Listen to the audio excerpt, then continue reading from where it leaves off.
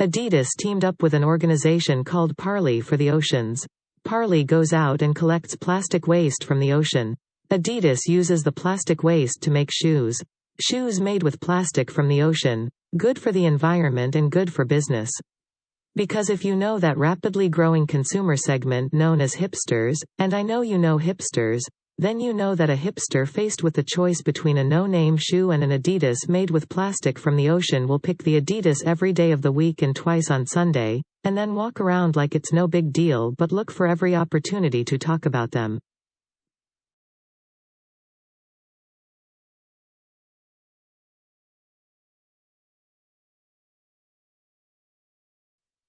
So 2 decades later, what's changed? It's now widely recognized that just 20% of health outcomes are tied to medical care, whereas up to 70% are tied to healthy behaviors and what's called the social determinants of health. Basically, everything that happens to us for that vast majority of time when we're not in the doctor's office or the hospital.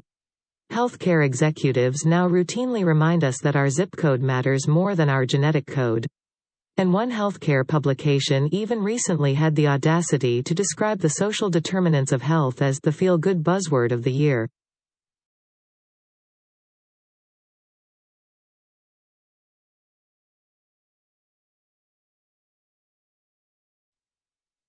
Good evening, ladies and gentlemen.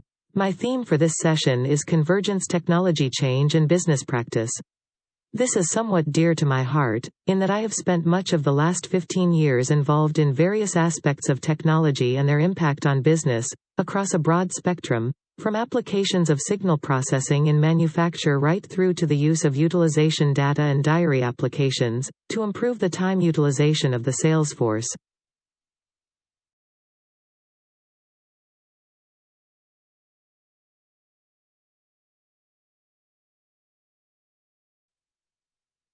What was interesting and revealing about younger and middle-aged views on old age was how relative these were to the individual's own age.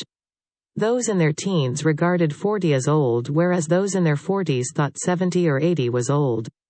For many, health was seen as a determining factor in deciding who is old, and many young participants commented on how fit and active their grandparents are, while others thought ill health and dependence were an inevitable part of aging. The majority of participants, however, regarded old age as something negative, and many expressed fear of growing old.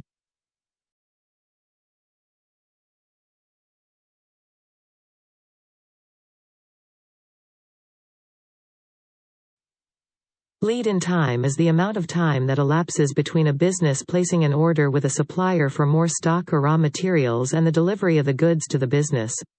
Businesses want the lead time to be as short as possible, so that they can meet their customer orders and minimize the time between paying for the stock and receiving the feedback from the customer.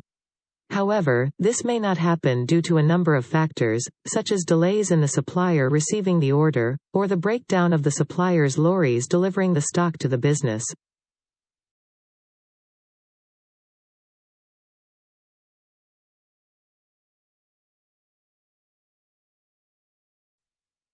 The earlier chocolate was quite unpalatable. They used to add things to it to make it more palatable, so for the early chocolate, they didn't know how to extract all the cocoa fat from it, so it was, or could be quite greasy, and if you made it as a drink you'd have this sort of scum on the top. So they used to try and add things to it, like starch and things, to make it a more palatable product. So there were a lot of scandals around the kind of things they were adding to chocolate in the 19th century. So by the sort of 1870s, 1880s, there are people like Cadbury's saying, "Our chocolate is absolutely pure. We have this new process, the Van Houten process, which now extracts all this horrible fat that we can use to make eating chocolate. Now we have a pure product."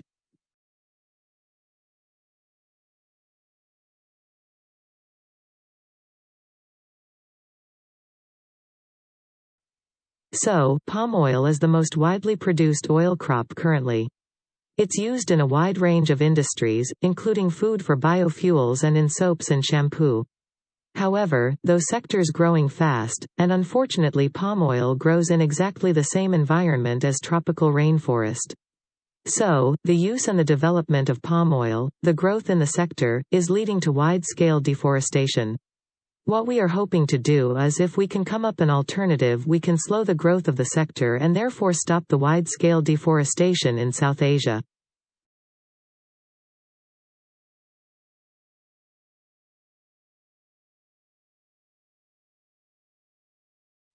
As with all human behavior, there are numerous reasons for it. But often it's caused by someone who feels the need to show their superiority over someone else, in order to feel that they aren't at the lowest level in hierarchy or a group of people. In some cases, one person simply dislikes the other, on the basis that the personality of one is in some way incompatible with that of the other person.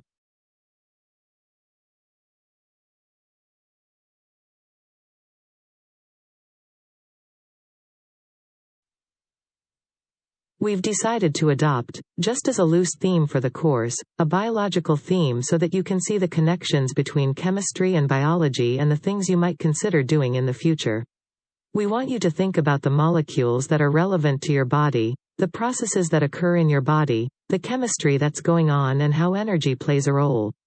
And we've divided the course into 4 sections, and after each section there will be a mid-term. The first one is about matter.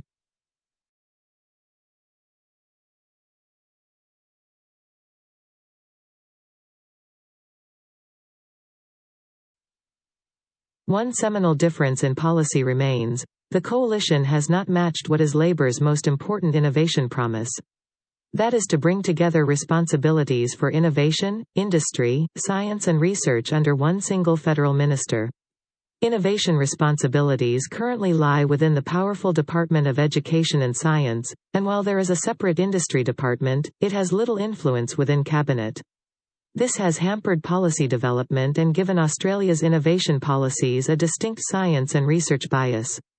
It is the scientists rather than the engineers who call the tune in innovation policy in Canberra, so it's no surprise our policies are all about boosting government-funded research and later commercialising their results.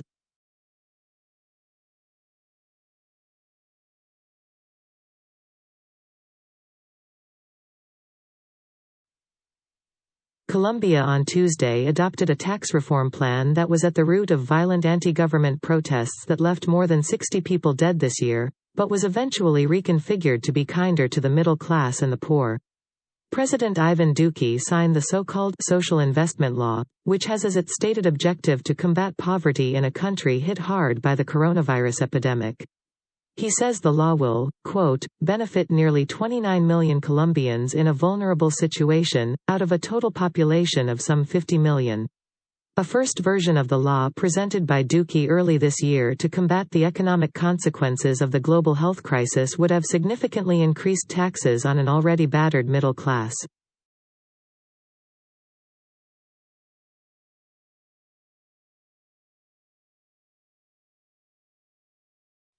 Colombian military and police have confirmed that they have captured Dairo Antonio Usuga, known as Antoniel, Colombia's most sought-after drug trafficker and leader of the Clan del Golfo.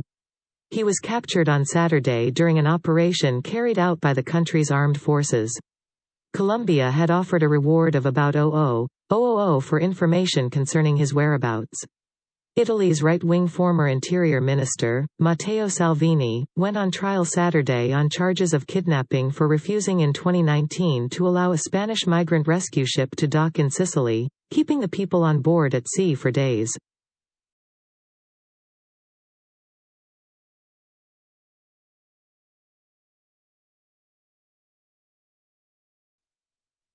UNICEF is warning that schools in Haiti are increasingly at the mercy of gangs, with children becoming targets of robbery or ransom. The agency said Tuesday at least 7 schools in the capital of Port-au-Prince have been forced to pay unidentified gangs in exchange for security in the past 2 months, and that additional institutions have also been threatened. The warning comes days after authorities said gang members killed a university professor they had recently abducted. In addition, U.S. and Haitian authorities are still trying to secure the release of 17 missionaries from a U.S. religious organization who were kidnapped on October 16 near the capital.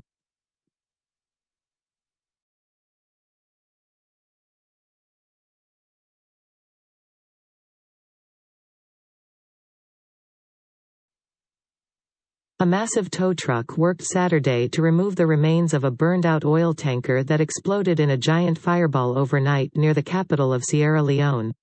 Reuters' David Doyle has more. Deputy Health Minister Amara Jambai said the death toll currently stands at 99, with more than 100 people being treated in hospitals and clinics across the capital, Freetown. In a video from the scene shared online, the head of the National Disaster Management Agency, Brima Burra Sisse, said, "We've got so many casualties, burnt corpses," adding, "It's a terrible, terrible accident."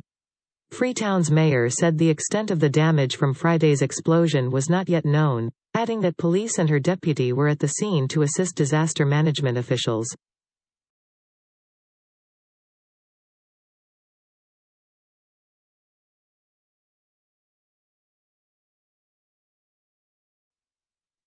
At least 5 people were killed and several others wounded when Sudanese security forces opened fire on demonstrators in Khartoum and elsewhere in the country Saturday.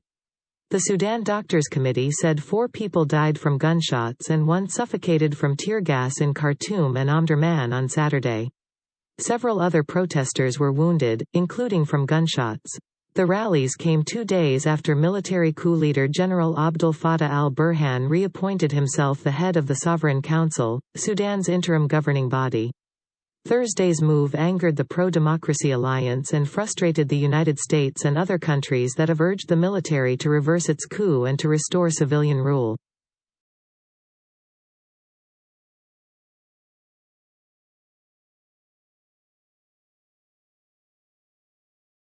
Life in the UK 2012 provides a unique overview of well-being in the UK today.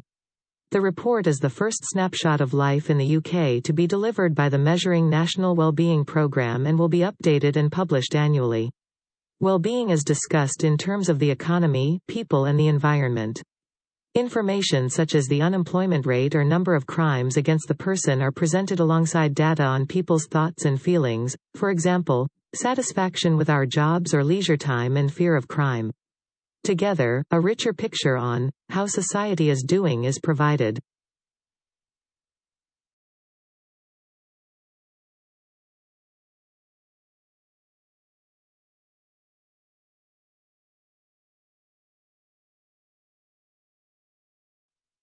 First it was pets, then fish.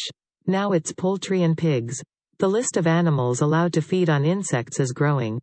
A new EU law authorizing the use of insect protein in poultry and pig feed came into force earlier this month, a significant milestone for an industry keen to worm its way into the animal feed business. Since a ban on processed animal protein was imposed in 2001 in the wake of the mad cow crisis, soy and fish meal have become the bedrock of animal feed in Europe.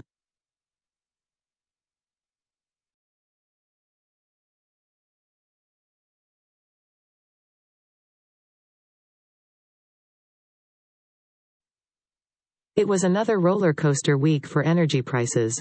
After OPEC and its allies resisted calls to increase output, the price of Brent crude surpassed $0 per barrel and reached its highest level in 3 years.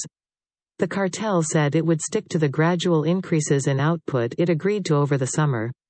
The energy shortage rattled other financial markets too, as investors worried about the fallout. In America and Europe, government bond yields climbed. In Britain, the yield on 10-year gilts jumped to its highest since May 2019.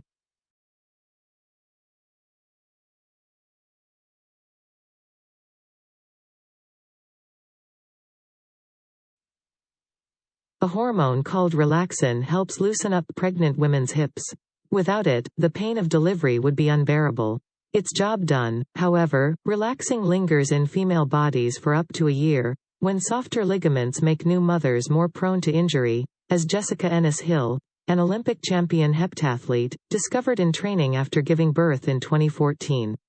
5 years later, Dame Jessica started Jennies, a fitness app to help other women perform safe postnatal workouts. It now lets users optimize workouts for the different phases of their menstrual cycles, and has just concluded a successful funding round.